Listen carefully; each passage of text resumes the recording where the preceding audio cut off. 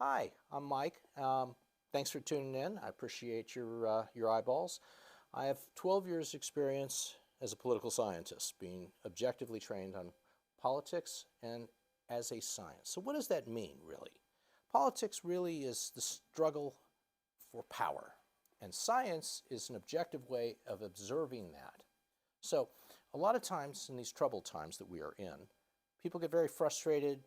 A leader says something, an activist gets them all excited, and then a follower gets really motivated, shells out money, gets angry, the whole thing, but doesn't necessarily understand that there's an overview and an objectivity to it. And so it's really important that you get a perspective of what the other side thinks and you understand what some of the motivations might be. And we can look at any kind of scenario. We can look at an international scenario, we can look at a domestic scenario and apply the same principles. And then from there, we can basically decide what makes sense objectively to ourselves, as opposed to somebody telling us what to believe. In any case, let's start off with the Ukraine, what's going on right now. ISIS claimed responsibility for attacking Moscow. A lot of folks say, well, ISIS claims responsibility for lots of things. What really kind of is key is, what did Putin say after it happened? And Putin said, we will find the perpetrators. We believe they got in through the Ukraine, which is, of course, convenient for him to say. Might be true, don't know. But he didn't say it was the Ukrainians directly. So to some extent, there could very well be credibility that it was just a pure ISIS thing. And the second thing is that some folks don't understand why ISIS would have a motivation to attack the Russians.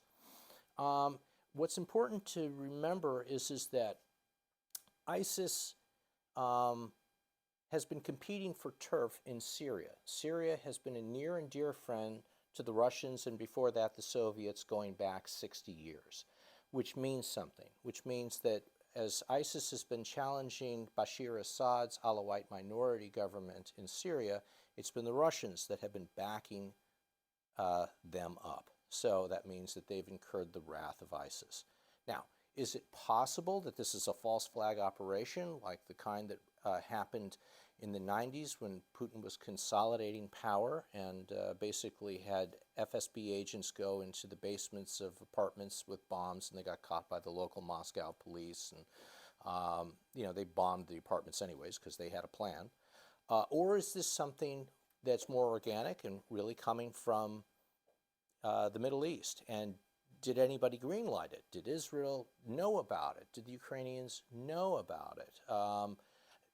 Whether or not there was a centralized command structure in the Ukraine that knew about it, or if it was fractured, if they got in or got out with or without the conveyance of the Ukrainians. So there's that angle. So we're going to see how that plays out. Time will tell. What's going on with regards to the battlefield in the Ukraine? Avdiivka, of course, has been lost by the Ukrainians. But if you look at the math, the Russians have a superiority in manpower that's north of 7-1. Economically, it's, I think, north of 20-1, which means that the Ukrainians have to figure out a way to get a knockout blow, because if it's going to be a war of attrition, it's going to be extremely hard for their population to sacrifice and make it all the way through. A lot of folks have observed a time-old tradition that the Russians always start sloppy, and in the second round they come back strong. So to some extent, we're seeing the Russians are learning on the job. So, for example, the Warsaw Pact era thinking of coming in with heavy armor is starting to evaporate, just as their armor is getting knocked out by drones. And so we're entering a phase of asymmetrical warfare.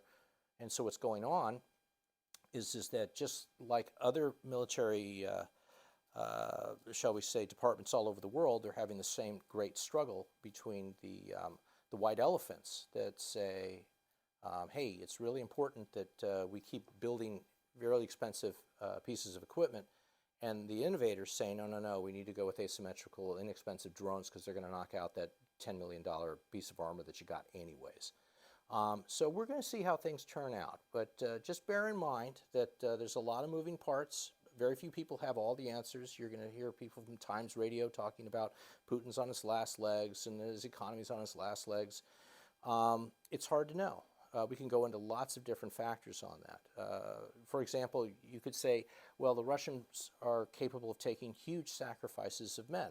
Well, that was certainly true in the Second World War. And the First World War, they hit some sort of breaking point and they rebelled against the Tsar. But this time around, you got to ask yourself, how many children do Russians have these days versus in the 1940s or the First World War 19 teens? And so that does matter, because when you only got 1 or 2 kids, you're not so big on sacrificing them. So there's all kinds of angles on the Russian war economy too. It's like, what the army you start out with is usually much smaller than the army you end up with. And that does matter. So you can get an army that eventually becomes 2 or 3 or 4 times as big. And, a lot of luxury goods and services will disappear from your economy while you build more of whatever it is that you're going to be putting out there. So a lot of the soothsayers that said that the Russians were going to exhaust their armor or they were going to exhaust their manpower have yet to be proven right. Now, on the other hand, the Ukrainians are getting shipments of weapons, even though the United States hasn't directly provided them, through third parties, where the United States has been able to declare weapons surplus. And then they send those weapons to third-party countries. That could be Greece, it could be Czechoslovakia, you fill in the blank. And then that armor gets written off the U.S. books as surplus. There was no charge for it. And then what happens is the Czechs or the Greeks will transfer that armor or whatever it is to the Ukrainians. So there's all kinds of supply chain things that are going on. Again, it's real subtle stuff. So that's pretty much the Ukraine for right now.